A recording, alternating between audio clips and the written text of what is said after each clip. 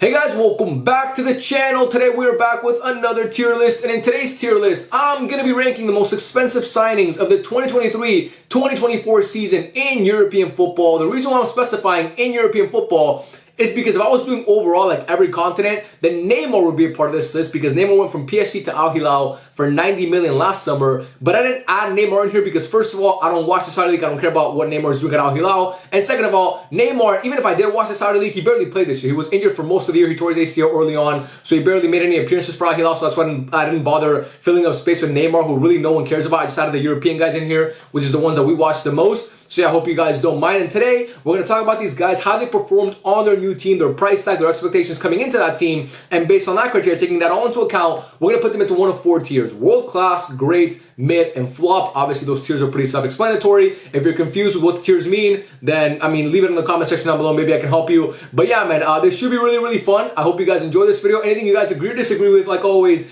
please let me know in the comment section down below. And yeah, man, enough yapping. Let's get into the ranking. First up is Gvardiol, the Croatian, who went from Leipzig to Man City for 90 million. And he, to me, is going to go into great. The first half of the year, everybody and their mom was shitting on Gvardiol. $90 million down the drain. He's not the player we saw at the World Cup. He sucks. He's a flop. City wasted their money. But the second half of the year, he shut all those people up. And we saw the Gvardiol that we saw in the World Cup. And by the way, that's him playing out of position because Gvardiol at the World Cup was playing as a center back. That's his preferred position. That's what he played at Leipzig. But then at Man City, he was playing as a left back. And not even a left back, he was playing as a left wing or left mid because Gvardiol was just up and down. Like he was in the final third most of the game, setting in those crosses. He was carrying the ball forward. He was dribbling, bro. He looked like fucking Marcelo half of the time. Again, this is a guy who was playing center back literally like 8 months ago. And then he comes to City, Pep puts him at left back, and he's making him drive the ball forward, taking on players. And he did that really, really well. And this guy was a goal-scoring machine the second half of the year. I think he finished with like 5 goals. We all remember, obviously, the double against Fulham that obviously helped Man City win that league. He scored a goal against Nottingham Forest. He scored a goal against Real Madrid in the UCL in the first second. They were Bernabeu. A banger, by the way. Everybody remembers Phil Foden's goal, but Gvardiol's goal was better, in my opinion. This guy was a fucking goal machine for them, basically. Again, I'm talking about as a left back. He didn't score like 30 goals, but still 5 goals, and they all came in the final, month of the season or 2 months of the season. I think all his goals came in the final 2 months. And all his assists as well. So his latter part of the year was, to me, amazing. And I think it should give Man City fans a lot of confidence that you have a gem in your hands because this guy is that good of a player. There's a reason why he won. There's a reason why he was arguably the best defender at the World Cup because this guy is that good. And again, as a left back, playing out of position in a new league, in a new country, with a new team, and he still found a way to be really, really productive and good for you guys. And I would say the last 3 months of the year, he was a top 3, top 5 at worst player for you guys, Man City fans. If I'm right, you can let me know in the comment section down below. But again, for me, Gvardiol, this season, he was great. Again, first half didn't start off that great, but he really picked it up the second half and really helped Man City, propel them to, he really helped Man City win the league title is what I'm trying to say. With his goals, obviously, and his contribution. So for me, he's going to go into great. A fantastic player he is. Next up, we have Kolo, who went from Frankfurt to PSG for 95 million. And he, to me, is going to go into flop. Now, full disclosure, guys, I don't watch that much PSG. I didn't watch them that much this year because I think it's a boring team to watch, and that's a terrible league. But I do try to watch at least every single big team twice a year. At least every single big team twice a year. Obviously, I try to watch Juve and Inter and all these teams because I'm a football fan overall. I'm not just a Barca fan. I'm a football fan, and I try to watch every single big team, see how they perform. And when I watch PSG and I watch Kolo, obviously when they played Barca as well, he didn't play this in the first leg, but in the second leg he came off the bench. He never really, he's just a guy who, to me, he's just, man, 95 million for this guy is a waste of money. He went for 5 million less than Bellingham. Keep that in mind. And he had what did he have this year? He had 12 goals and 6 assists. Again, 18 GA is not bad at all, but again, it's the league untaxed that matters. That league is terrible. And by the way, if people say, oh, Messi's stats are inflated as well in Ligue 1, then yeah, sure. If you want to say Messi's stats are inflated in Ligue 1, you can have that. You can say that because to me, again, like I said, it's a weak league.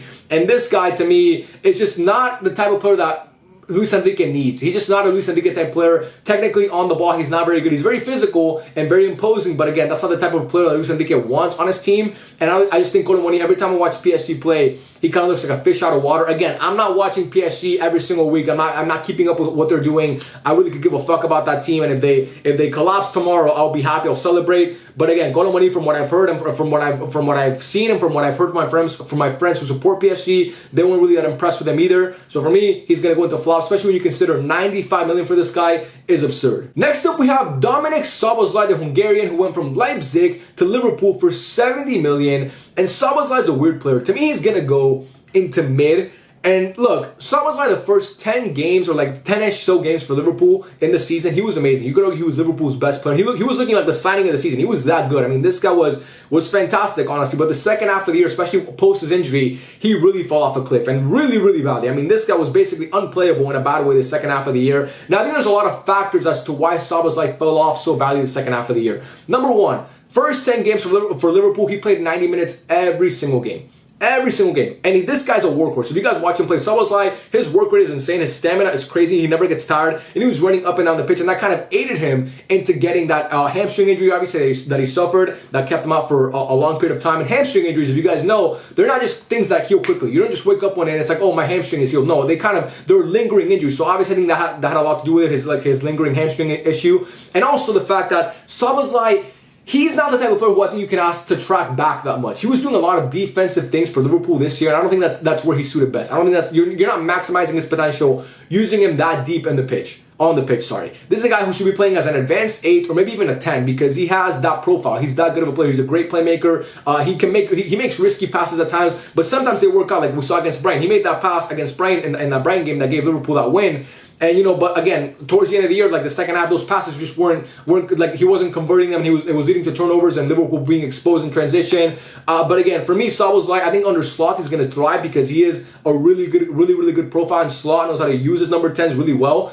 But this season, like I said, the first 10 games he was great, but the second half he really fell off. And Liverpool as a whole, the second half of the season fell off. But I mean, Szoboszlai just wasn't great. Again, I think he's going to come back even better. I think he's going to come back better next year with kind of with like a new role. But again, for me, this season, from what I saw, again, he wasn't bad by any means, but I can't put him in great and world class because that second half just kind of turned me off a little bit. Next up is Harry Kane, who to me is going to go into world class. I mean, Harry Kane, in my opinion, exceeded expectations at Bayern Munich in his first season there. This guy, his first year in a new league, in a new country, and he simply goes and scores 44 goals and has 12 assists. And Bayern Munich paid $95 million for Harry Kane. He was worth every single penny. Every single penny. Now, granted, the curse continues. Harry Kane cannot win a trophy. He went to Bayern Munich, who always win trophies. Like my whole life, Bayern Munich have won a trophy every single year. And this guy goes there and they go trophyless for the first time in how many fucking years? They can't win the Bundesliga. They get knocked out of the UCL in the semifinals to Madrid, obviously in heartbreaking fashion. But Harry Kane was not the problem in that team. He's a fantastic player. I think he's arguably the best striker in the world, and he proved it this year. And yeah, man, I just think this guy, I'm so glad we get to see him out of Spurs and see what he can really do. Again, he didn't win a trophy a la Spurs because in Spurs he didn't win trophies. He goes to Bayern, doesn't win trophies. But still, seeing him in a big club like Bayern Munich, a historic club, and being on in the spotlight every single week. I mean, we saw this guy. He's not just like, I don't even know if this is a thing, but he's not a prem merchant. He's just not that. He's a guy whose game translates to any league, to any type of football. I mean, he's a generational talent. We saw it this year again. 44 goals and 12 assists is fucking insane. That's insane output. It's not really Messi, Ronaldo-esque, but it's like definitely up there. And for me, I mean, this guy was amazing. He was the best striker in the world to me this season. And if Bayern Munich would have won the UCL, he would have won the Ballon d'Or. But again, unfortunately, Real Madrid ended up knocking them out. But yeah, to me, Harry Kane's going to go into world class. Was fantastic this year for Bayern Munich, and we'll see how he does next year under Vincent Kompany. I don't think it's going to be. I don't think that's going to be a good match, Vincent Kompany and Bayern. But again, we'll see what happens next year. Next up, we have Kai Havertz, the German. Arsenal paid Chelsea $75 million for Kai Havertz. He had 14 goals and 7 assists this year. I'm inclined to put him in world class, but I can't. I'm going to put him in great because Kai Havertz, like Gvardiol, started off the season not that great. But Kai Havertz, like in February to like May, you could argue he was Arsenal's best player. Honestly, he was. This guy was insane. Insane. I've never seen Kai Havertz play that well in my life. And there was a stretch of games from like late February to mid-March. I think Arsenal played Burnley, Newcastle, Sheffield United, and Brentford, I'm pretty sure. I think those were the teams that they played. I don't know. I could have them in the wrong order, but I remember that stretch of games. This guy was scoring and assisting in every game. I mean, he was fucking insane, bro. That second half of the year for Kai Havertz was crazy. If Arsenal would have won the league, it would have been in large part to Kai Havertz and what he did, his contribution. He was playing so well. I mean, again, Arsenal, they were like, oh, we all thought Gabriel Jesus was going to be their striker. And then Kai Havertz comes in, who's not even a striker, and he does that job for them so well. He was filling in that role so well, and he played amazing this year, man. I'm really impressed with what I saw from Kai Havertz. I think Arsenal fans, he kind of, like, they grew a liking to him because, again, they were kind of skeptical of him at first coming over from Chelsea, their biggest rivals. But when he came, as soon as he got to Arsenal, again, the first few months were not great. They were rocky. He was kind of looking like Chelsea Kai Havertz, and it was kind of looking like a waste of money. But the second half of the year, he redeemed himself. And to me, 75 million is looking like a bargain for him right now because this guy was really good. And again, 75 million in the current football market, so it's not really that much. The market's really inflated right now, man. All these players are going for a lot of money. And for me, Kai Havertz for 75 million with the contributions that he had for Arsenal this year, and, you know, if Arsenal would have won the league, like I said, it would have been in large part because of him and the goals that he scored. I think he was great in my opinion. Again, I can't put him in world class because he wasn't consistent enough throughout the whole year. But this guy, I mean, Arsenal fans, you should be really happy with what he did this year because he was one of your best players, honestly. And you could argue he was one of the signings of the season. Next up, we have Jude Bellingham. Real Madrid paid Dortmund 103 million for Jude Bellingham. He had 23 goals and 13 assists, and he, to me, is going to go into world class. I mean, Jude Bellingham, what a debut season. You could argue it's the greatest debut season in the history of football. Wins the league, wins the UCL, was fucking amazing the first 6 months at Madrid. I mean, he was amazing the whole year, but those first few months that he got there, I mean, scoring goals in basically every single game, broke a bunch of Ronaldo's records at Madrid, which is fucking crazy to do. And yeah, this kid at 19 years old coming into a new league and to Real Madrid and to do what he did, bro, in his first season to win the UCL and be as dominant and transcendent as he was. Again, if you guys know me from TikTok, you know I said he was going to be a flop and that the English tax was real with him. I was wrong about Jude Bellingham. This guy's fucking amazing. He's going to finish top 3 in Ballon d'Or voting this year, as he should, because he's been amazing. I don't think he should win it. I think he should finish third behind, obviously, Vini and I think I would put maybe, actually, that's not even what we're talking about right now. I think he's going to be in the top 3 Ballon d'Or voting, as he should, like I said. And he's a great player, man. He's a fantastic player. Again, 23 goals, 13 assists. Is that what it is? Yeah, 36 GA in all comps for Jude Bellingham is fucking amazing. I mean, this guy, Real Madrid didn't really have a striker this year, and they were relying on Jude Bellingham to score the goals, and he was doing them, right? And he saved Real Madrid so many points early on in the year. This guy was scoring game winner after game winner after game winner. Obviously, broke my heart as a Barca fan, scored a double against us, then scored another goal, the winner against Barca in the Clásico a month back to obviously kind of stamp it and give Real Madrid the league title. And yeah, man, this guy was, when Real Madrid needed him the most, he showed up every single time for them. And yeah, you could say, like I said, you could say he had the best debut season in football history because what he did was nothing short of remarkable. So for me, Jude Bellingham is definitely going to go into world class. Next up, we have Moises Caicedo, who Chelsea bought for 115 million from Brighton. And Moises Caicedo is going to go into great. Don't let the casuals, the TikTok propaganda fool you, okay? People who just watch highlight clips will think Moises Caicedo is the biggest bum in the world. This guy was Chelsea's best player throughout the whole second half of the year. He was. And you could argue for the whole year. This guy was fucking insane. What a player Moises Caicedo is. Yes, sometimes his tackling is a little clumsy, but this guy, progressing the ball, his short passing, his long passing, his tackling, everything, bro. This guy is an elite player. An elite, worth every single penny that Chelsea paid for him. Again, I'm not putting him in world class because the first few games, he struggled a bit. That's the only reason why I'm not putting him in world class. But this guy, I could very easily put him in world class if I wanted to because he's that good of a player. And anybody who's calling this guy a flop, who's saying he's not a good player, has no fucking idea what they're talking about. Literally no idea. You don't actually watch football. And if you don't watch Chelsea, just say so. But don't slander this guy because you didn't bother watching the games. He's a fantastic player. If you go look at his heat map this year, this guy was all over the pitch for Chelsea. Everywhere on the pitch for Chelsea. What a player he is. I mean, this guy, if Barca had him, we'd be set. I would love to have a player like Moises Caicedo on my team. Like I said, worth every penny. I've been watching Moises Caicedo for a long time because I'm a huge fan, obviously, as you guys know, South American football, Comebol. I've been watching this guy for Ecuador for years, and I always knew he was going to come good at some point. I always knew that those first few games at Chelsea were not going to be like that was an anomaly for him because he's a fantastic player. And again, like I said, so versatile. He's a fucking workhorse as well. I mean, this guy is insane. Chelsea's best player, like I said, throughout the whole second half of the year, and you could argue the whole year. For me, he's going to go into great 100%. What a player Moises Caicedo is, man. Fantastic player. Next up, we have Rasmus Hojlund, who to me is going to go into mid for one simple reason. He missed a lot of time because of that back injury, so we didn't get to see him until later on in the year.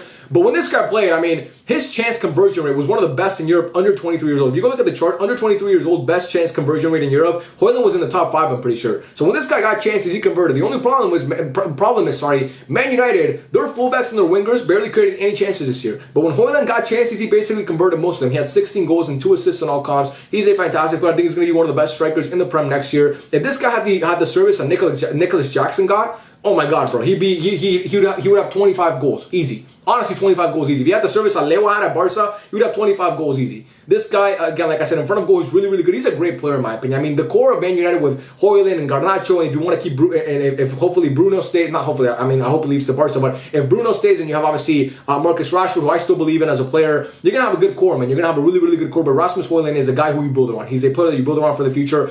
I really like what I saw from him this year, and you can tell he loves that team too. But yeah, this guy, his playmaking is really good as well. He's a great finisher, like I said, and yeah, you just have to give him more chances. If you had an actual competent team around him and a good structure, this guy could be, like I said, one of the most productive strikers in Europe, and I think we're going to see that next year from Hojlund. Next up, we have Declan Rice, who obviously is going to go into world class. Arsenal paid 116 million from this guy from West Ham, and he was worth every single penny. What a great player that he is, man. What a great player that he is. If it wasn't for Rodri, he'd be the consensus best DM in the world, in my opinion, because he's an amazing player. Obviously came up huge, scoring goals for Arsenal. He scored that goal against, I think it was it wasn't Man City, it was against Man United, that winner at the Emirates. I mean, this guy's a great player. He can defend transition so well. He can play as an 8, he can play as a 6. His passing ability, everything about this guy is elite, man. It's elite. He never gets tired, seemingly. I mean, this guy's always fucking running up and down, always cutting the passing lanes, always in the right place at the right time, can recycle possession, can progress the ball forward. He can do everything as a player. He's an elite player. He has a great profile. I mean, this guy he's one of the best in the world right now, in my opinion. Like I said, worth every single penny. So for me, Declan Rice is 100% going to go into world class. And lastly, we have Mason Mount, who's obviously going to go into flop. 64 million for this guy, and he had 1 goal and 1 assist all year. Now, granted, he dealt with an injury that kept him out for the majority of the season, but still, when he played,